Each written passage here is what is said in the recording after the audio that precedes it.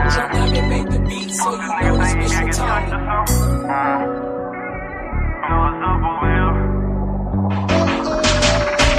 SOS, he smashed on sight. 100 shots out the chopper, he gon' die before the night. Once it's up, it ain't no time for a fight. I let it bust, nigga, I'm tryna take a life. Yeah. Step inside the booth and loosen the top 503 line is alive. LDBC, what's up, man? It's your boy 503 Line.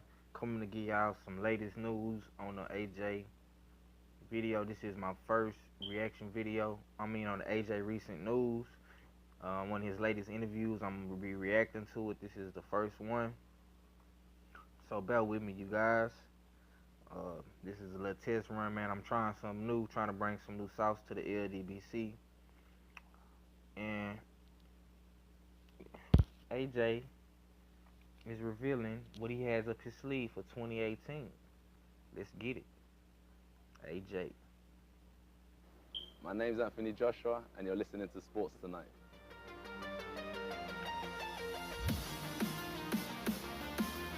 That Klitschko fight, a lot of pundits, a lot of experts in boxing described it as a throwback fight from a golden era. Did it feel like one at the time? To a certain degree, there's certain fights where sometimes you're in it and you're just going through the motions, and there's certain fights and you're in it and you're thinking, this is unbelievable. And me and Klitschko, it wasn't a fight where we were scared to trade and, you know, we just wanted to tap each other and go through the motion. This was pride, mano a mano.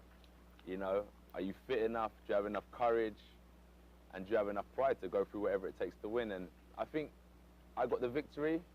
Klitschko didn't, but he walked out as a winner, in my opinion, because of the performance he put on, and everyone watching were winners as well because they enjoyed the night as well. The 5th and 6th rounds, do you have much recollection from those 2 rounds? Nah, forget about those. Stop it right there. The homie AJ always trying to deflect from the bad. You notice, man, he kind of got a self-esteem and ego problem. You know what I'm saying? Bro got a self-esteem problem, man, I'm telling you. He want everybody to forget about what happened with Klitschko, brother. Ain't nobody gonna forget that. We gonna always remember that right hand. The 11th. Yeah, I can talk about the 11th. The 5th and 6th, you know, that's like that can inspire a kid because it's tough times, going through them and coming out on top, and 11th round is sticking by what I've been taught, persevering in the hard times, and then I kind of got the victory in the end. So that's like the storyline behind the whole fight, is tough times don't last, but tough people do.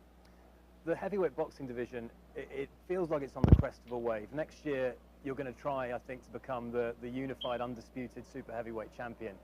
Is this a landmark year, potentially 2018, for heavyweight boxing? No doubt, no doubt. And in the sense of, it's been 4 years in the making, and if we can kind of pinpoint it for 2018, I'm ready, because there's a lot of people talking, and we always say talk is cheap. So I'm listening to what the people want in the arena, I'm listening to what people want that I'm speaking to, and they're ready to see, like, who is the king of the heavyweight division to a certain degree. And I'm putting my throne up. I've done it since my 15th fight. You know, I challenged for the world title early on, so I'm always welcome to challenges, and 2018 will kind of mark another year of more challenges, so I'm embracing every opportunity that comes my way. And we've seen some spectacular fights this year. Obviously, you're... Let's stop it right there. Interesting words from the champ. You heard what he said? LDBC, king of the heavyweight division, undisputed. He want that crown, man. He trying to get that under his belt. He want that kingdom. What y'all think, man? Y'all think AJ just lying to the fans or what? Let's see. Involved in some, and Triple G, Canelo. Yeah, obviously, yeah. Mayweather McGregor was what it was, but we interviewed Badu Jack, and his promoter Amir was discussing boxing as a business masquerading as a sport. And I just wondered whether you ever felt disillusioned by boxing as a business, or whether you just kind of focus on what you need to do in the ring. It's interesting because I'm a big fan of Mike Tyson, and he always taught us is that as a fighter, your only instinct is, you know, that mindset of an animal instinct, that it's war. But but at the same time, when you let the people in suits and ties do business. But I think that history repeats itself, and there's great champions that have lived and taught us the good ways to handle your business inside the ring and the good ways to handle your business outside of the ring. So I've combined the two. I've worked with people who are loyal to me, and I'm loyal to them, and it's working just fine, you know. So I'm happy with what we're doing, and I just want to see what else we can achieve. And that Floyd Mayweather, I guess he built part of his aura on that undefeated record. You're undefeated, Wilder's undefeated, Fury's undefeated. How is that to some degree stopping these mega fights from getting made, or at least making them harder to make? I don't think so, not in my opinion. I don't know anyone else's strategy, but for me, as I always say, is like, Mayweather's 1 in a trillion with that and he's had tough times too, so it's not always been he's gone in there, beat up an opponent for 12 rounds, walked out with not a bruise on his face. The reality of boxing is that once you reach an elite level in any sport or any business, you're going to meet people that are going to give you stiff competition. And at heavyweights, even the greatest of all time, Muhammad Ali and Foreman's and Jack Johnson's and these guys, at some stage, they've taken a loss. But if you lose, it doesn't mean that's the end of you. It's how you come back from there. So I always say it like this. Most champions are 2-time heavyweight champion of the world, 3-time heavyweight champion of the world, because they've achieved, they've made a mistake, they've learned and come back better. And that's just the way of life, and that's the way in sport and business. So I read a lot of inspirational books, and you hear of businessmen making certain decisions that didn't work out for them at the time. But you can share your struggle because most people can relate to that. It's not always a success story. Do you know where I'm coming from? So in my opinion, losing my will never hold me back from competition, because I thrive off it, and it only makes you a better person in the long run. You've got 20 knockouts from your 20 fights. Do you feel like you need one? Because I mean, obviously with the Triple G Canelo fight, one of the judges' scorecards, I think it was Adelaide Bird, scored the fight crazy, right? Yeah. Does boxing, in a way, need to look at how it judges fights going forward, do you think? I've always said like this, is that it's interesting because the scorecard can kind of determine the masses of people's opinion on, let's say me and you're competing. You know, so the scorecard, if I've got a really bad scorecard, people won't respect me because they'll look at the performance, but all they remember at the end of the fight is the scorecard. And if you haven't watched the fight, news is short, it's straight to the point, scorecard was a wide margin, so they'll rate you a lot higher than me, but they could have been a good competition. But I would say, don't leave it to the judges. Never leave it to the judges. You have to outclass, outthink, outstrength your opponent, and just try and do everything in your power to kind of just take things into your own hands. That's why I never leave it to the judge's opinion, and that's why I've tried to always go for the knockout or stoppage in my fight. Let's talk quickly about the future. Deontay Wilder, he's been very vocal, as have a few other people on social media. Is Deontay the fight you want in 2018? Yeah, why not? It's as simple as that. And I've always done my business, you know, in the gym. I'll give them a little bit on social media and stuff like that.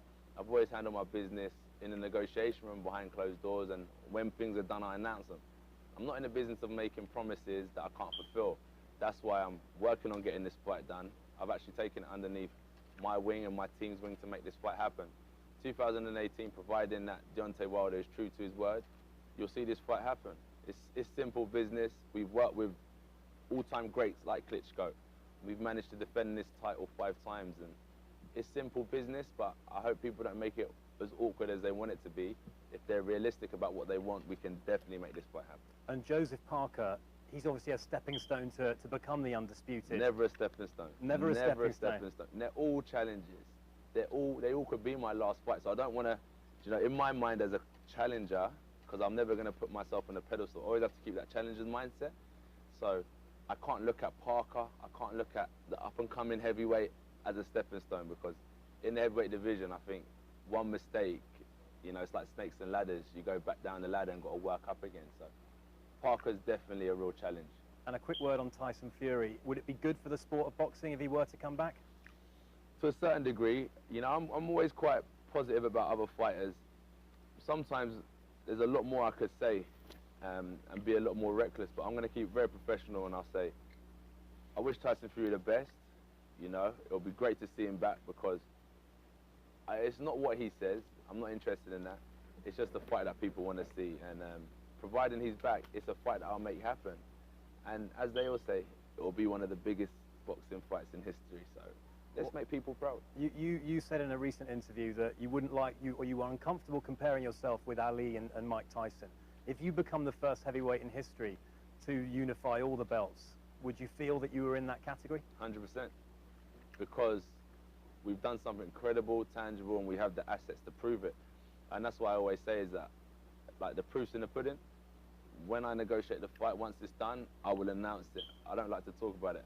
I'm this, I'm that, I'm that, when I haven't got it. So once I do have it and I'm on the journey, for instance, the fight is a week away, I say I'm on the verge of becoming, or I'm on the verge of mentioning my name alongside the greats like Muhammad Ali and Mike Tyson. At the minute, I'm a prospect, and I know where the future holds, but I'll just keep a lid on all this. I'll keep a lid on it for now because we still got so far to go. Final one, Anthony. What's more likely in 2018? You becoming the undisputed world heavyweight champion or England winning the World Cup?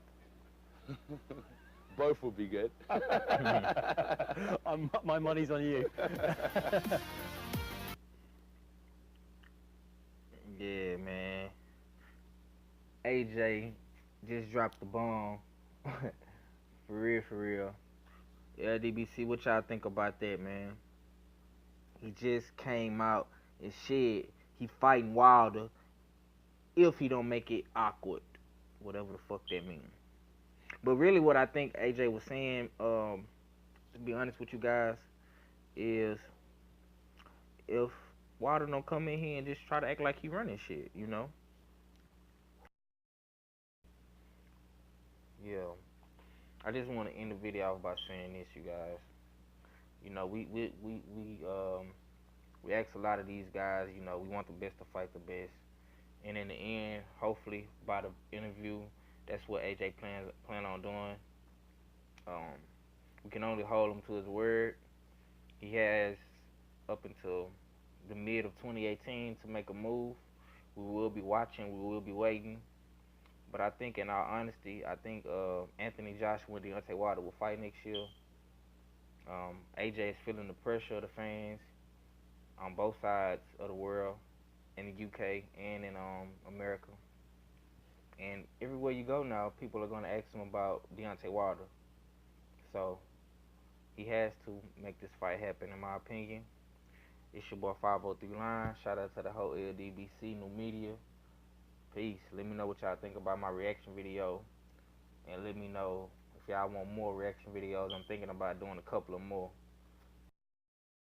He smashed on sight. 100 shots out the chopper. He gon' die before the night. Once it's up, it ain't no time for a fight. I let it bust, nigga. I'm tryna take a life. Yeah. Mama's crying when we ride. A whole lot of niggas dying when we ride. Yeah. Can't leave the house without that iron. A nigga tried and it's gon' be a homicide. Yeah. Man, this nigga think he Teflon. Fuck your posse, everybody getting stepped on. Aiming for domes, ain't no need to have that vest on.